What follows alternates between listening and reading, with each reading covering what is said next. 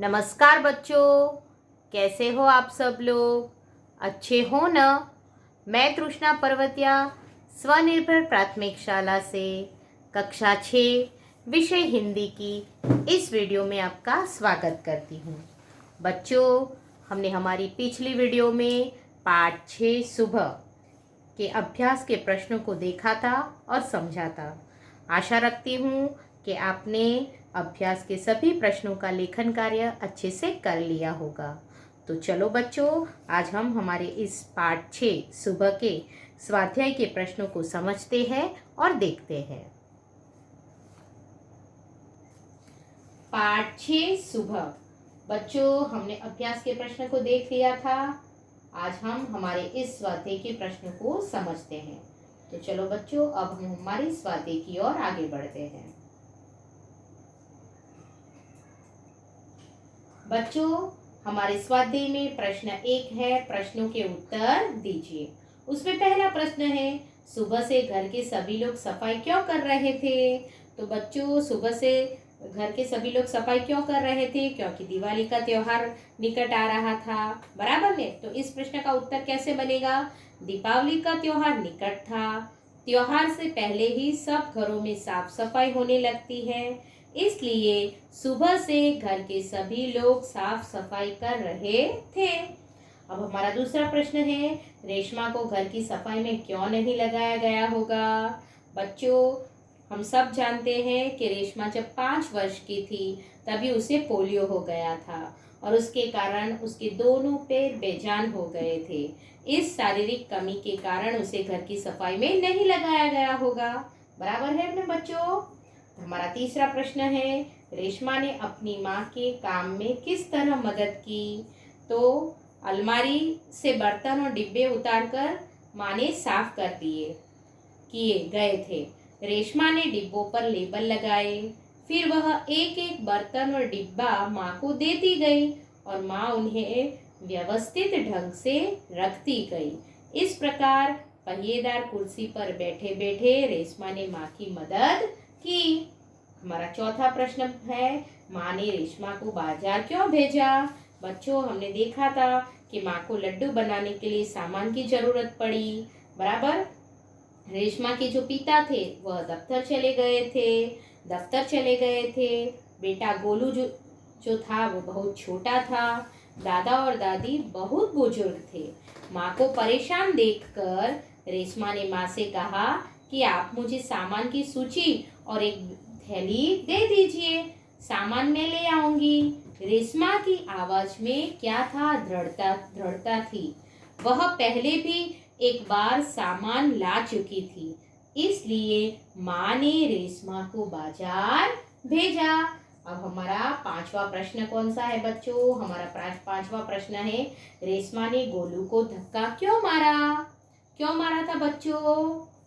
हाँ, गोलू ने एक पटाखे को बुझा हुआ समझकर छोड़ दिया था। कुछ देर बाद उसमें से चिंगारियां निकलने लगी। गोलू की पीठ पटाखे की तरफ थी। रेशमा ने यह देखा और चिल्लाकर गोलू को हट जाने के लिए कहा। बराबर है ना? पर इतना शोरगुल था कि गोलू को रेशमा की आवाज जो थी वह नहीं सुनाई दी। रेशमा जल्दी जल्दी अपनी कुर्सी को ढकेलती हुई गोलू के पास पहुंची और उसे जोर से धक्का मारकर खुद आगे निकल गई। उसी समय पटाखा जोर से फूटा। इस प्रकार गोलू को पटाखे से बचाने के लिए रेशमा ने उसे धक्का मारा। बराबर है बच्चों? इस तरह से हमारा प्रश्न का उत्तर बनेगा। प्रश्न 2 है, रेशमा की जिंदा दिली विषय पर संक्षेप में लिखिए। बच्चों, इस प्रकार के प्रश्न भी आपको परीक्षा में पूछ सकते हैं। तो हम लिख सकते हैं कि पोलियो के कारण रेशमा के पैर बेजान यानी कि निकम्मे हो गए थे, लेकिन इस शारीरिक कमी का उसके मन पर कोई असर नहीं हुआ। वह अपने सारे काम स्वयं ही करती है। वह अपने काम के लिए किसी पर निर्भर नहीं रहती। बराबर है ना बच्चों? घर के कामों में भी वह पूरी लगन से माँ का हाथ बटाती है। बराबर है? अपनी पहिएदार कुर्सी पर बैठकर वह बाजार से सामान भी ले आती है। सचमुच रेशमा एक जिंदा दिल लड़की है। बराबर है, वह जिंदा दिली एवं परिश्रम से अपना जीवन भी जी रही है। उसकी हर सुबह नई सुबह होती है। बच्चों, इस तरह से हम रेशमा की जिंदा दिली के बारे में प्रश्न का उत्तर लिख सकते हैं। अब हमारा प्रश्न 3 है। नीचे दी गई घटनाओं को कहानी के क्रम में लिखिए। बराबर है बच्चों, कहानी के क्रम में लिखिए।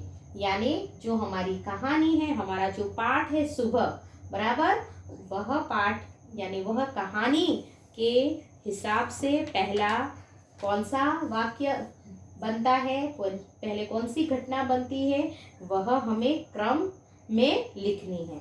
बराबर है, तो यहाँ अलग अलग वाक्य दिए गए हैं। पहला है सबने रेशमा की पीठ थपथपाई। दूसरा है रेशमा ने गोलू को जोर से धक्का मारा।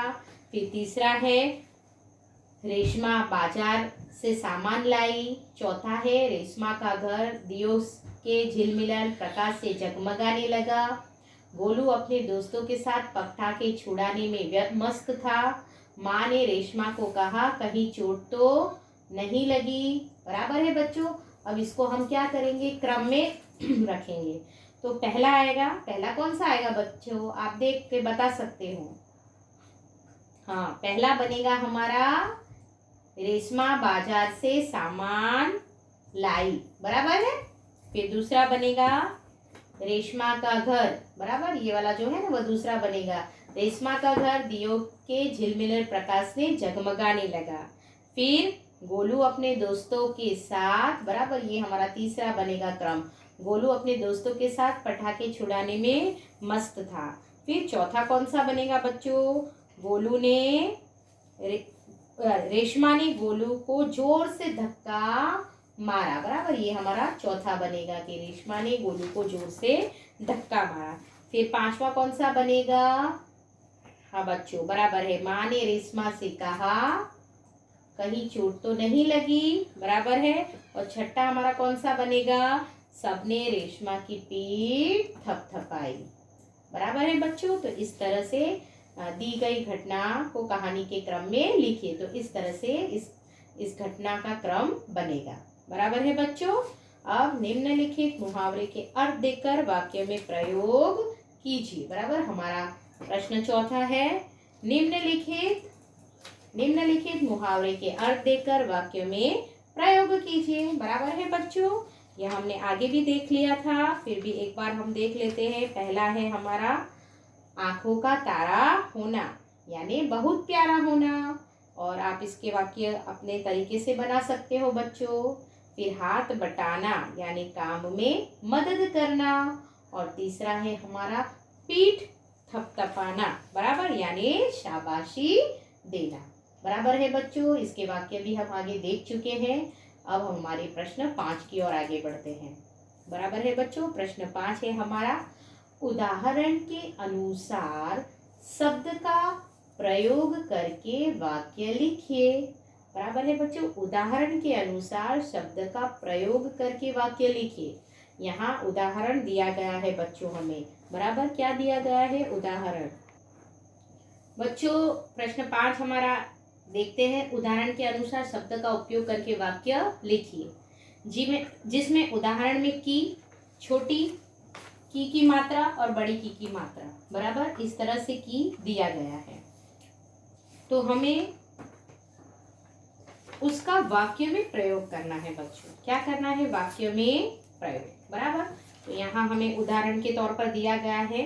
पहला है छोटी ई की मात्रा और दूसरे में है बड़ी ई की मात्रा। दोनों को जब हम उच्चारण करते हैं तो की उच्चारण होता है, मगर जब उसका उपयोग करते हैं वाक्य में तो अलग अलग तरीके से होता है। जैसे उसने कहा कि, तो इसमें जो की आता है वह छोटी ई की मात्रा वाली की आएगा, वह निर्दोष है। और मैंने नवीन की, बराबर, मैंने नवीन, नाम के तुरंत बाद जो की का उपयोग किया गया है उसमें बड़ी की मात्रा का उपयोग होता है। बराबर है बच्चों, तो इस तरह से वाक्य शब्द का उपयोग करके वाक्य हमें लिखने हैं। तो इस वाक्यों को मैं अभी आपको दिखाती हूँ कि हम इस शब्द का उपयोग किस तरह से वाक्य में करेंगे। शब्द उपयोग करके वाक्य बनाइए। उसमें पहला शब्द दिया है इसलिए और उसके साथ दूसरा शब्द दिया है ताकि। तो इसलिए के लिए हम वाक्य बनाते हैं, परेश मन लगाकर पढ़ता नहीं था इसलिए वह फेल हो गया, बराबर, या तो इसलिए फेल हुआ। फिर बहुत मेहनत करना ताकि परीक्षा में ज्यादा अंक मिल सके, बराबर है बच्चों। तो हम इस तरह से वाक्य बना सकते हैं। फिर दूसरा है क्योंकि और जबकि, बराबर। तो उसने भिखारी को 5 रुपये दिए क्योंकि भिखारी भूखा था। और जबकि के लिए वाक्य बनाएंगे तो मैं उसे मदद करना चाहता हूँ जबकि वह मेरी मदद लेता नहीं चाहता, वह मेरी मदद लेना नहीं चाहता। इस तरह से आप वाक्य अपने हिसाब से भी बच्चों बना सकते हैं। आगे देखते हैं। हमारा तीसरा है और, एक मात्रा और दो मात्रा, बराबर। तो सभी लड़के बगीचे की ओर दौड़ने लगे। तब हम ये वाला जो एक मात्रा वाला और है उसका उपयोग करते हैं, बराबर। और रामू दो और श्यामू दो बहुवचन है, बराबर।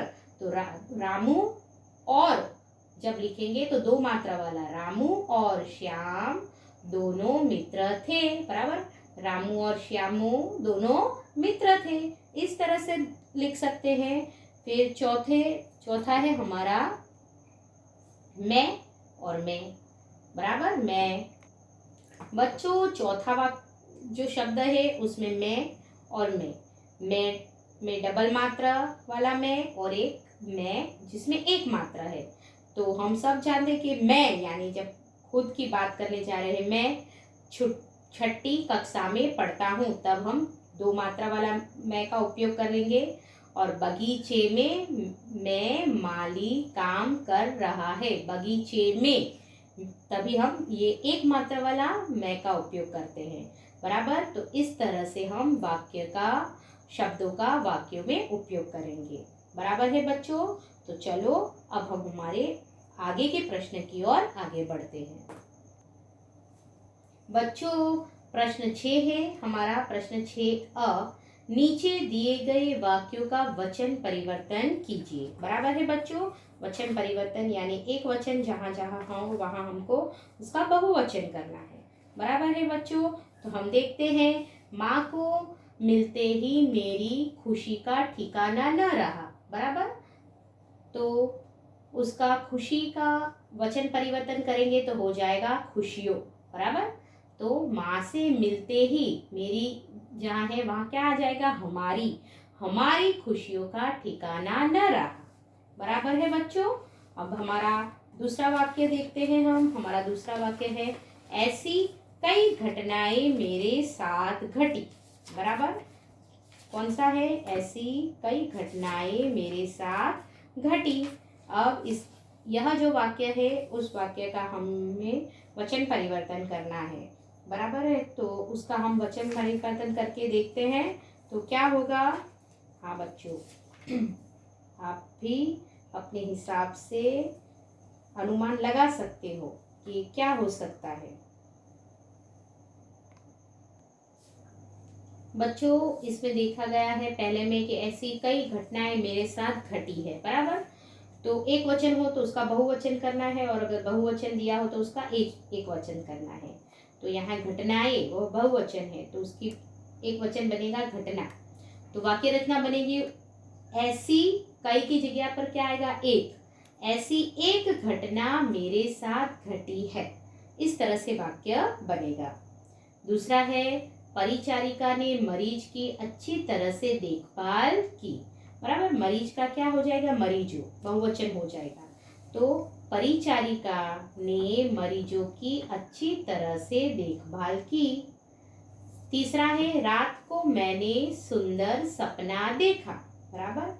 मैंने का हो जाएगा हमने, रात को हमने सुंदर सपना देखा, बराबर है ना बच्चों। इसके बाद हमारा चौथा जो वाक्य है भूकंप का झटका आया फिर भी मैं नहीं घबराया। तो झटका का क्या हो जाएगा, झटके। भूकंप के, का की जगह पे फिर के लगेगा। भूकंप के झटके आए फिर भी मैं नहीं घबराया। बराबर है बच्चों, इस तरह से यह वाक्य बनेंगे। फिर है हमारा प्रश्न, नीचे दिए गए शब्द को चित्र में शब्द के क्रमानुसार लिखिए। बराबर है बच्चों, हमको क्रम के अनुसार यह शब्द लिखने हैं। तो पहला आएगा अंगूर, फिर आकाश, तूफान, उसके बाद निर्दोष, फिर भूकंप, फिर आएगा मरीज, फिर मेहनत, फिर उसके बाद आएगा श्रेष्ठ और अंत में आएगा सुंदर। तो इस तरह से हमें शब्दों को क्रमानुसार लिखने हैं। बराबर है बच्चों।